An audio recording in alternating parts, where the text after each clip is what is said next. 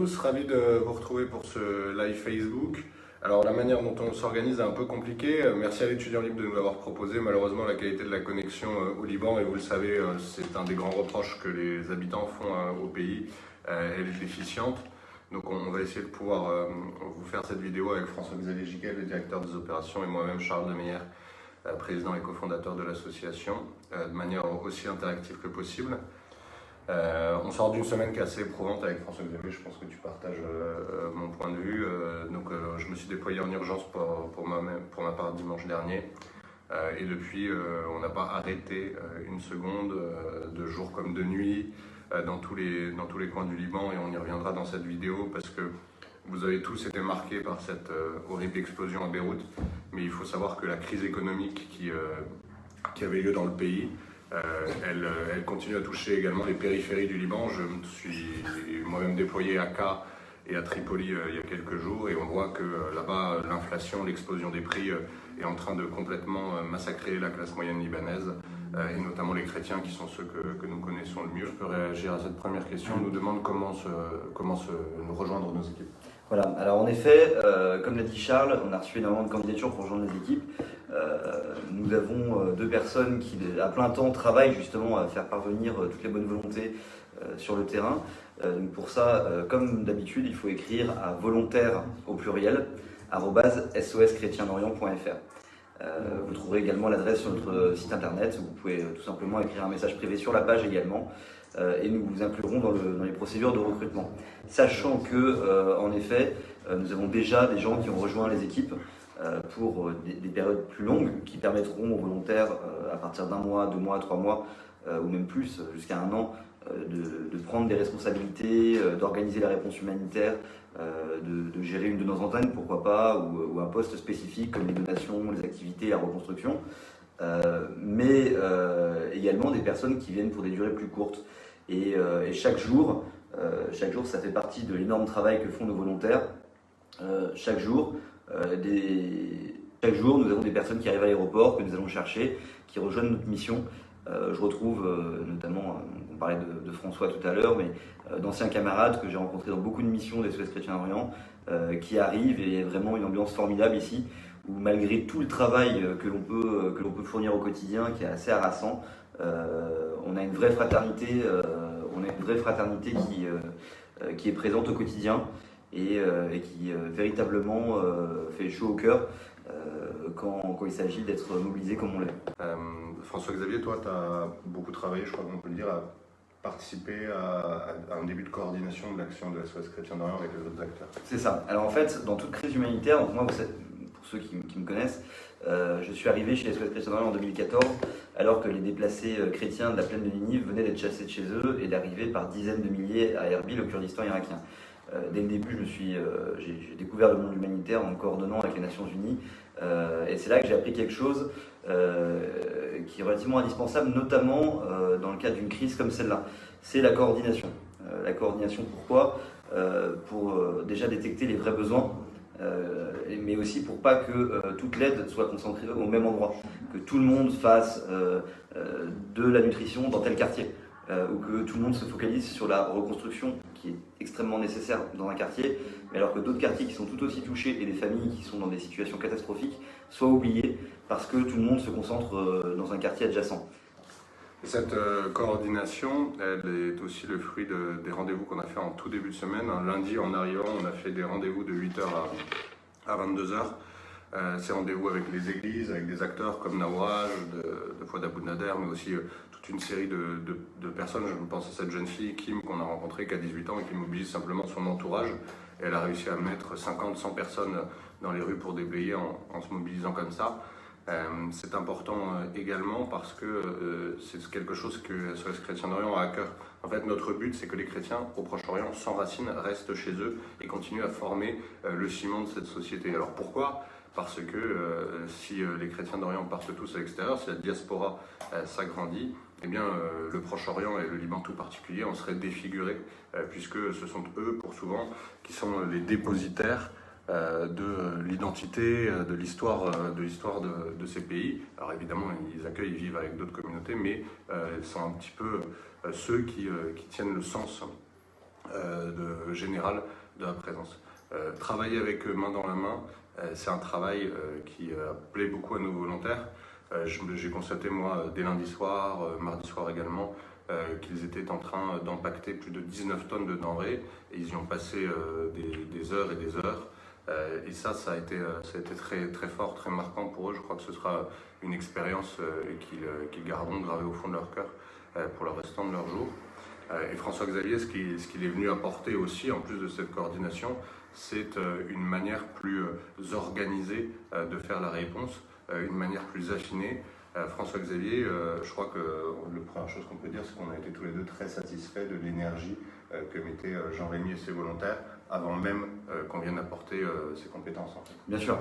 Alors, volontaires qui étaient en sécurité au moment de l'explosion, explosion qui dans tous les cas était imprévisible, mais volontaires qui étaient dans les antennes de l'association et qui ont regagné Beyrouth très très rapidement après qu'on soit assuré que les mesures de sécurité le permettaient, qui sont arrivés très très rapidement de tout le Liban en direction de Beyrouth pour apporter une aide sur place. Comme Charles l'a dit, une aide de 19 tonnes de denrées alimentaires, qui est un travail pas très facile, puisque pour une heure de donation, c'est des journées de mise en sac pour pouvoir préparer les colis alimentaires. Volontaires, depuis une semaine, vous voyez, pour les 7 jours que Dieu nous donne dans la semaine, n'ont pas eu beaucoup de repos. Ça a été énormément de travail au quotidien, mais toujours avec un très très bon esprit et toujours avec une ambiance communautaire qui caractérise les missions des SOS Chrétiens d'Orient. Voilà, à dire que, voilà, et pour terminer, surtout des volontaires qui ressentent vraiment, véritablement le sens de leur mission. On sent que tous, évidemment, sont extrêmement touchés par cette situation et par le désespoir des Libanais aujourd'hui, sont extrêmement attristés, mais à côté de ça, sentent qu'ils étaient là aussi au moment où réellement leur présence faisait sens. Et donc sentent à quel point leur volontariat est quelque chose d'unique dans leur histoire propre, même dans l'histoire des SOS Chrétiens d'Orient, et donnent vraiment tout ce qu'ils ont pour pouvoir apporter une aide à ces populations touchées par la crise. Alors on nous demande comment nous aider depuis la France. C'est la réponse canonique chez SOS Chrétiens d'Orient, mais je vais l'adapter un peu. La première, c'est que vous pouvez bouger les gens. Qu'est-ce que ça veut dire, bouger les gens ? Ça veut dire que vous pouvez aussi être des relais très utiles depuis la France, notamment des relais pour nous permettre d'augmenter nos levées de fonds, en sollicitant tout ce qui est des corps constitués. SOS Chrétiens d'Orient, c'est composé de jeunes Français et le siège est à Paris. On n'a pas encore eu, par exemple, de message de soutien ou de reconnaissance du diocèse de Paris. Donc vous pouvez aller leur dire, il y a des jeunes Français qui sont en train de bosser, ils sont catholiques, ils sont croyants, ils sont en train de bouger pour vous. Est-ce qu'on pourrait les soutenir? Est-ce que dans les églises parisiennes, on pourrait en parler? Ou dans les églises d'autres zones? Ça, c'est extrêmement important. Nos volontaires, moi je vais partir bientôt, j'étais là pour donner une impulsion. Nos volontaires, ils ne se couchent pas à 2h du mat pour rien, ils se couchent à 2h du mat parce qu'ils ont la foi, ils ont une détermination énorme. Et tout ce que vous montrez de soutien à ces volontaires, par vos prières, par vos dons, par vos initiatives, en faisant connaître leur boulot, c'est énorme pour eux. Ça les renforce dans ce qu'ils ont et je peux vous assurer qu'ils sont un peu comme nous. Alors, avec François-Xavier, c'est particulier parce qu'on s'est mis une bonne dose d'intensité là pendant une semaine. Mais eux, ça va s'étaler sur des semaines, voire des mois. Et donc tout ce que vous faites pour leur montrer que vous êtes là, ça leur donne du sens et ça leur donne de la force. La deuxième chose que vous pouvez faire, c'est prier pour eux. Ça a l'air tout de suite très naïf, pour ceux qui ne sont pas croyants notamment, mais la prière, c'est vraiment la première des actions. Si on a un élan de soutien spirituel, si on sent que vous êtes derrière nous, si on sent que dans les prières familiales, dans les chapelets, dans les initiatives que vous pouvez monter, voilà, vous avez 15 ans, vous ne pouvez pas partir, vous avez peu de moyens, réunir vos copains, votre troupe scout, même ceux qui sont peu croyants mais qui s'intéressent à l'association, et partir faire un chapelet pour les populations que nous aidons et les volontaires que nous avons, c'est une action qui est formidable et donc vous allez voir qu'elle a plein de prix. La troisième manière de nous aider depuis la France, c'est aussi de solliciter les entreprises. Alors il faut le faire en coordination évidemment avec l'association, mais si vous êtes vous-même patron d'une entreprise, si vous vendez des denrées, si vous vendez du matériel et que vous avez une partie de votre stock dont vous souhaitez qu'il soit envoyé au Liban, SOS Chrétiens d'Orient peut faciliter les choses, à la fois en essayant de négocier avec des transporteurs pour avoir le transport gratuitement, et puis surtout pour organiser sa distribution de la manière la plus efficace possible et surtout auprès des personnes qui en ont le plus besoin. Donc vous voyez, tout le monde peut faire quelque chose.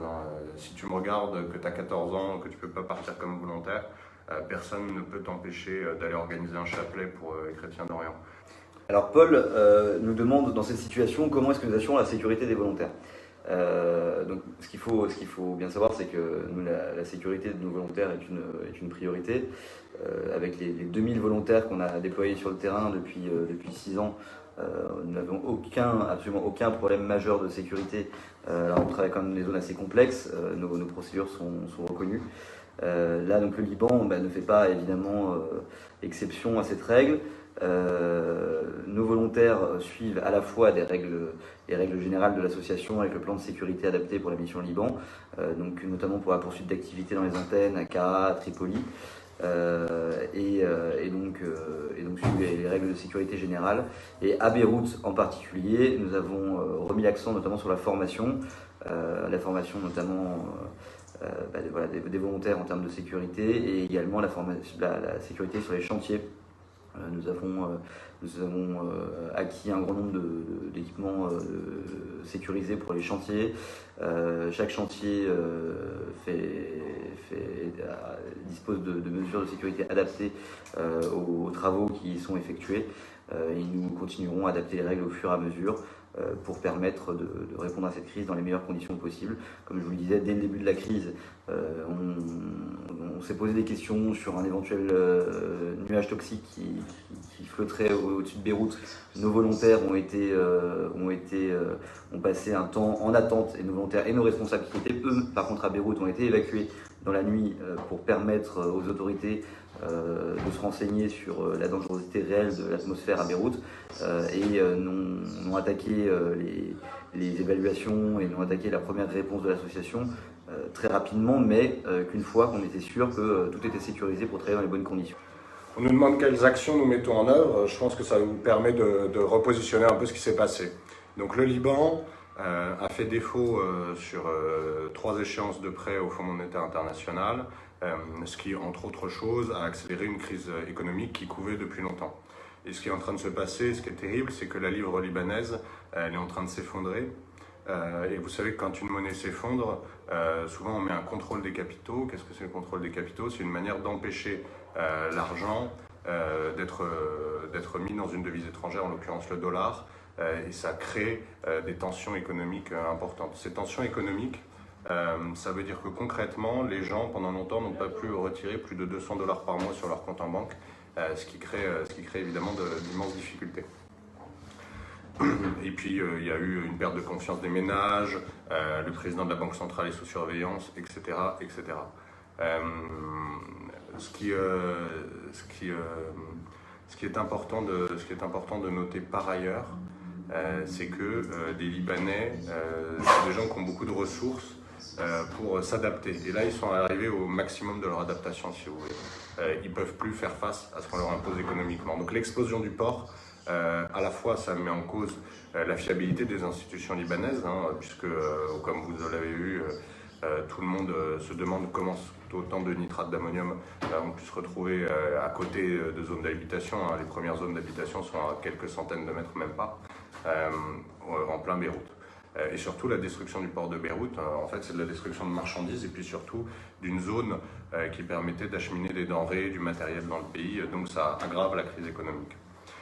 Les Libanais, ils ont eu besoin de 2 choses à ce moment-là. C'est pour beaucoup de l'aide alimentaire d'urgence, alors même que c'était des choses dont ils n'avaient pas besoin, et puis de la réfection de leurs appartements, vitres, fenêtres, portes, pour qu'ils puissent continuer à rester habités et qu'ils ne cèdent pas à la tentation soit de l'émigration, soit de la vente de leurs biens pour qu'ils partent ailleurs, et que ces quartiers soient envahis d'une certaine manière par d'autres types d'habitants. Ce que l'on souhaite, nous, c'est apporter une réponse la plus humaine possible. Donc au début, déblayage, vous avez vu les vidéos, ils ont déblayé des hôpitaux, des casernes, etc. empaquetage des 19 tonnes de denrées qu'on était en train de distribuer. Prête assistance également à des initiatives locales, c'est-à-dire que beaucoup de nos volontaires SOS Chrétiens d'Orient, c'est fait pour vivre aussi une fraternité avec les chrétiens thèse orientales. Donc nos volontaires sont arrivés en renfort sur des opérations qui étaient montées par des groupes d'amis, etc. Pour ma part, je me suis également rendu à Tripoli et à Ca pour solliciter nos antennes. À Tripoli, ils en sont à des visites aux familles isolées. Je me souviens de cette dame qu'on a rencontrée et qui m'a dit écoutez, moi ce que je veux c'est que vous m'ameniez en France. Donc on leur explique doucement que nous évidemment c'est l'antithèse de ce qu'on cherche à faire. Et puis elle nous a dit j'ai pas mangé de viande depuis 1 mois et demi, alors que c'était quelqu'un qui appartenait à la classe moyenne. Donc il faut s'imaginer ce que c'est. À Ca, par ailleurs, on a assisté à un récital qui était très émouvant, puisque une des jeunes femmes pompiers qui est morte en essayant d'aller éteindre le premier incendie au port, était originaire de la ville, il y avait son fiancé, c'était terrible. Donc dans la ville de Ca, qui est quasiment la frontière syrienne au nord de la Bekaa, il y a une statue de la Vierge qui surplombe le village, il y avait le drapeau libanais qui était projeté, en même temps des photos de cette jeune femme pompier, je crois qu'elle avait 19-20 ans, quelque chose comme ça. Elle rayonnait, elle souriait à la vie. Et donc à la fois vous aviez cette mémoire qui était très douloureuse et puis une jeune volontaire d'SOS Chrétiens d'Orient, Cécile, qui chantait parce qu'elle est harpiste et qu'elle étudie la musicologie et qui faisait un récital. Donc elle a essayé d'apporter du beau pour réunir les gens, leur montrer qu'on était à leur soutien et que nous on compte rester également en permanence ouverts dans ces antennes aussi souvent que possible pour que nos volontaires montrent qu'ils sont et qu'ils vont continuer à vivre avec les Libanais au cœur. Alors, on nous demande justement, notamment comment les Libanais perçoivent l'action de la France au Liban et les annonces d'Emmanuel Macron. Globalement, les Libanais, donc on a entendu tout en France, on a entendu des mots très durs contre cette intervention. Des gens qui font un peu leur commerce sur la critique permanente ont critiqué ce déplacement.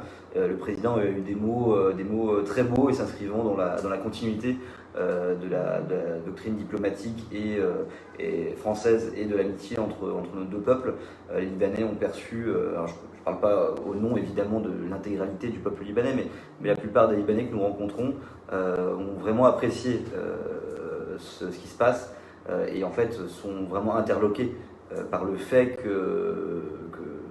un gouvernement étranger, même si un gouvernement d'un pays qui est extrêmement proche encore une fois du Liban depuis des siècles, mais qu'un gouvernement étranger soit le premier à réagir aussi rapidement, aussi fermement, à déployer une aide humanitaire aussi efficace, puisque les 700 soldats arrivés sur le porte-hélicoptère Tonnerre sont à pied d'œuvre au quotidien pour travailler au redressement du Liban. Également beaucoup d'ONG françaises, notamment Acted, nos camarades d'Acted qu'on salue évidemment après la terrible actualité qu'ils ont connue la semaine dernière, font sur place ici un travail exceptionnel. Voilà, des ONG françaises, des Français tout simplement qui aident, des Français aussi bien les anciens combattants au Liban dans les années 70 qui se mobilisent aujourd'hui pour apporter une aide aux pays qu'ils ont tant aimés, pour lesquels ils ont tant sacrifié et tant souffert, aussi bien des familles françaises anonymes, des politiciens, des entrepreneurs, des membres du clergé. Nous avons nous-mêmes été rejoints par notre aumônier ici, par notre conseil religieux spirituel qui nous a rejoints aussi sur le terrain. Voilà, toutes les franges de la population française sont mobilisées et ça les Libanais le ressentent vraiment. Donc encore une fois, c'est pas simplement l'action du gouvernement ou de l'armée française, c'est aussi toute la société civile qui s'engage et ça les Libanais le sentent. Les Libanais nous remercient vraiment chaque jour et c'est ce qui nous pousse aussi, nous et les volontaires, à comprendre réellement pourquoi nous sommes là, le sens de notre action, le sens de notre engagement et à nous dépasser au quotidien, même si bien sûr une des priorités qu'on va avoir aussi dans les semaines à venir, c'est aussi d'apprendre à préserver un petit peu nos forces de travail, puisqu'on ne pourra pas forcément tenir le rythme qu'on a eu la première semaine, mais le but c'est vraiment de s'inscrire dans la durée, comme on l'a toujours fait chez SOS Chrétien d'Orient. Mais en tout cas, voilà, le peuple libanais est aussi chaleureux qu'il l'a toujours été, d'autant plus aujourd'hui, qu'il est très fragilisé et qu'il accepte bien volontiers la main qui lui est tendue de par le pays qui l'a tant aimé. Donc voilà, donc le peuple libanais dans son ensemble perçoit l'action de la France et d'Emmanuel Macron, mais aussi la société civile de manière très très positive.